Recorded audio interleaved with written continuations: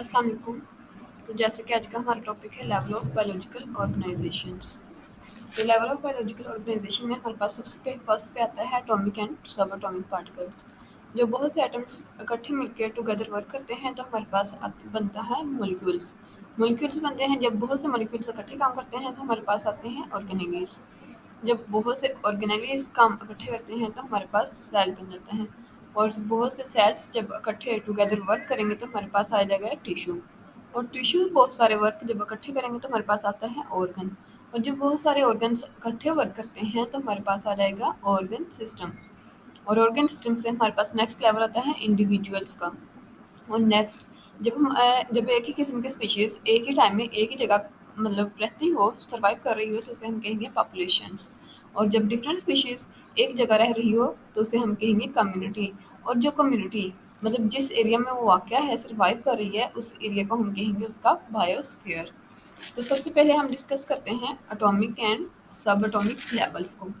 मतलब कि अगर हम देखते हैं कि क्या हमने इसमें डिस्कस करना है किसी भी लिविंग ऑर्गेनिज्म को एज अ एटम के तौर पर, ठीक है।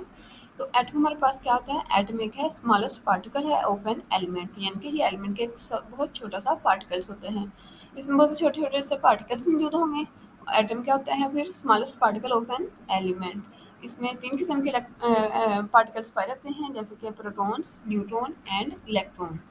प्रोटॉन और न्यूट्रॉन ये इकट्ठे काम करते हैं, इकट्ठे एक ही जगह में इकट्ठे रखते हैं, ठीक है। और जो इलेक्ट्रॉन होगा वो अलग। जैसे कि प्रोटॉन और न्यूट्रॉन ये एटम के न्यूक्लियस में मौजूद होते हैं। और इलेक्ट्रॉन ये एटम के आउटरमोस्ट शेल में पाए जाते हैं।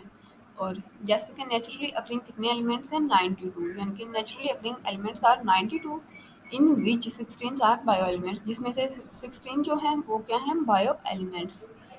अब जो 16 में से 6 एलिमेंट आउट 6 एलिमेंट जो होते हैं वो 99% मास रखते हैं। और जबकि आउट ऑफ 10 एलिमेंट जो होते हैं वो हमारे पास 1% मास रखेंगे।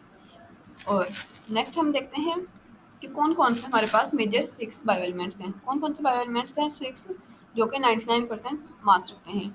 तो उसमें हमारे पास आ जाता है कार्बन, उसकी परसेंटेज होती है 18%। और ऑक्सीजन, उसकी परसेंटेज हमारे पास आती है 65%। नेक्स्ट हाइड्रोजन 10%, नाइट्रोजन 3%, कैल्शियम 2% और फास्फोरस 1%। और इन सब परसेंटेज को टोटल करने से हमारे पास बन जाते हैं 99%। यानी कि out of 16 element out of 16 element जो होते हैं उनमें से 6 एलिमेंट होते हैं वो 99% अपना मास रखते हैं। नेक्स्ट हमारे पास आते हैं रिमेनिंग 10 बायो एलिमेंट्स। कौन से होते हैं? उनमें हमारे पास आता है potassium, chlorine, magnesium, manganese, copper, zinc, iodine, ferrous, sodium और सल्फर। ये रिमेनिंग 10 बायो एलिमेंट्स हैं जो कि 1% मास रखते हैं। नेक्स्ट हम डिस्कस करते हैं मोलिकुलर लेवल को।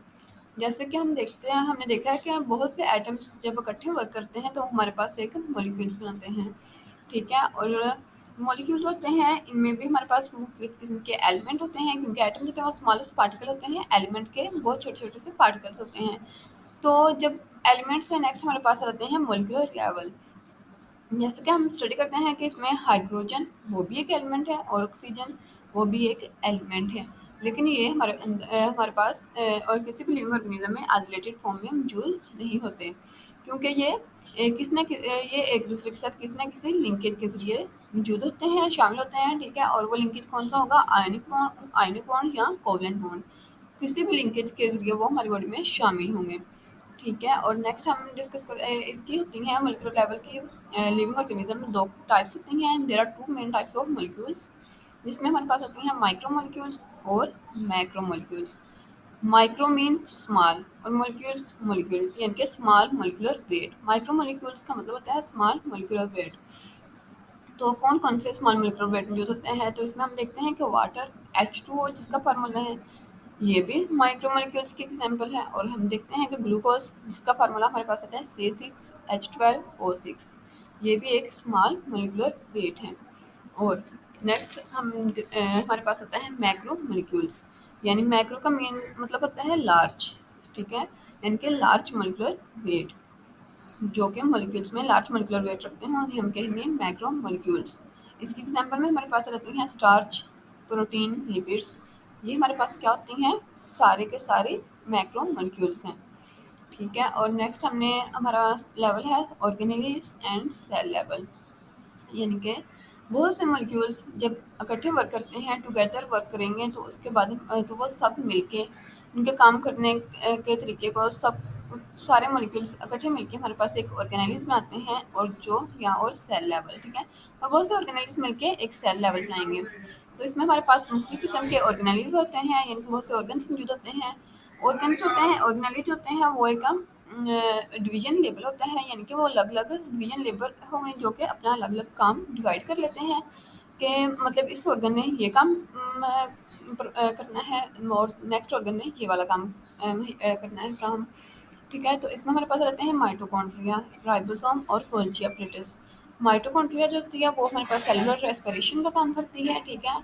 और राइबोसोम जो होती है वो सेल में प्रोटीन बनाने का काम करती है, यानी कि राइबोसोम का काम होता है प्रोटीन बनाना। नेक्स्ट हमारे पास आता है गोल्जी apparatus। गोल्जी apparatus का क्या काम होता है, ये कॉम्प्लेक्स कंपाउंड होता है, ठीक है। जैसे कि हम ग्लूकोज और लिपिड्स को अगर कंबाइन कर देंगे तो हमारे पास बन जाएगा गोल्जी ग्लूकोलिपिड, ठीक है, ग्लूकोलिपिड बन जाएगा। और ये सारा काम किस में हो रहा है, गोल्जी apparatus में। तो इस तरह ये मतलब ऑर्गन्स इकट्ठे मिलके हमारे पास एक सेल लेवल बनाते हैं।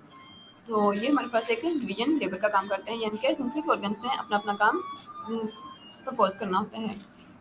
नेक्स्ट हमारे पास आता है टिश्यू लेवल। तो टिश्यू लेवल्स में क्या होता है, जब बहुत से सेल्स इकट्ठे मिलकर काम करते हैं तो हमारे पास एक टिश्यू बनता है, टिश्यू बनता है। और टिश्यूज़ के भी मुख्तलिफ इकसाम होती हैं, जैसे कि हमारे पास एक आते हैं नर्वस टिश्यूज़ होते हैं और मस्कुलर टिश्यूज़। नर्वस टिश्यूज़ जो होते हैं उसमें हमारे पास बहुत से टिश्यूज़ बन के टिश्यूज़ मिलकर एक ऑर्गन बनाते हैं, जिसे हम जो कि ब्रेन है, यानी कि नर्वस टिश्यूज़ होते हैं वो हमारे ब्रेन में मौजूद होते हैं। और मस्कुलर टिश्यूज़ ये हमारे मसल्स में काम करते हैं, मतलब कि मसल्स को सिकुड़ने के लिए, उसको फैलाने के लिए मस्कुलर टिश्यूज़ हेल्प करते हैं।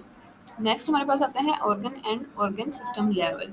ऑर्गन और ऑर्गन सिस्टम लेवल्स में क्या होते हैं, मतलब कि इसमें हमारे पास आ जाते हैं नेक्स्ट एनिमल्स और प्लांट्स, यानी कि एनिमल और प्लांट्स का मतलब उसमें ऑर्गन्स का काम, ठीक है। और जबकि प्लांट्स जो होते हैं वो हमारे पास कोई भी खास ऑर्गन्स मौजूद नहीं होते, और एनिमल्स में बहुत खास ऑर्गन्स मौजूद होते हैं जो अपना अपना काम फ्रॉम करते हैं, जैसे कि brain, liver, heart, kidney, stomach.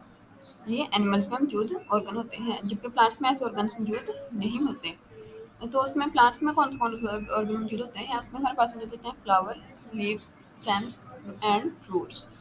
तो हम देखते हैं कि एनिमल में जो ऑर्गन मौजूद होते हैं उसमें हम चेक करते हैं, देखते हैं कि स्टमक अपना क्या काम करते हैं। तो इसमें हमारे पास आते हैं स्टमक की दो काइंड्स होती हैं, मतलब कि स्टमक में दो तरह के टिश्यूज़ पाए जाते हैं। Two kinds of tissues are present in stomach. कौन कौन से होते हैं वो टिश्यूज़, एप्थिलाइल टिश्यूज़ और मस्कुलर टिश्यूज़। एप्थिलाइल टिश्यूज़ होते हैं मतलब कि खुराक को हज़म करने के बाद उसमें जो एक गैस्ट्रिक जूस मतलब कि सेक्रेट होता है, और उसको सेक्रेट करने का सारे अमल किसकी वजह से हो रहा है, मस्कुलर टिश्यूज़ की वजह से। और इसमें दो तो इसके स्टमक के दो एंड्स होते हैं, यानी कि two ends of stomach are, कौन कौन से एंड्स होते हैं, एक होता है प्रोक्सिमल एंड और डिस्टल एंड। प्रोक्सिमल एंड वो एंड होते हैं जहाँ से हम खुराक को अपने अंदर दाखिल करते हैं, मतलब कि एंटर करते हैं खुराक को, ठीक है, वो हमारे पास होता है प्रोक्सिमल एंड। और डिस्टल एंड कौन सा होता है, ऐसा एंड जहाँ से हम खुराक को खारिज करते हैं, यानी कि एक्सक्रीट करेंगे, वो हमारे पास आ जाएगा डिस्टल एंड। तो अब और मुख्तलिफ ऑर्गन और organ system level, organ system organs मिलके एक ऑर्गन सिस्टम लेवल बनाते हैं, और मुख्तलिफ ऑर्गन सिस्टम से हमारा नेक्स्ट लेवल आता है इंडिविजुअल्स। ओके।